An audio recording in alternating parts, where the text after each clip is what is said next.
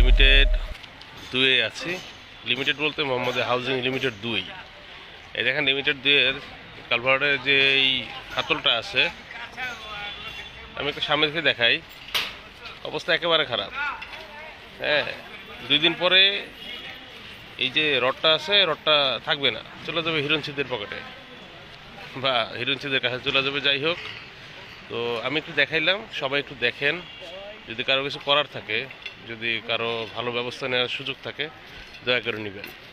নাহলে এখানে আমরাই বসি, আপনি আমি আমরা সবাই বসি, জায়গাটা বসার যোগ্য থাকবে না, বাচ্চারাও একটা ক্ষতিগ্রস্ত হইতে পারে।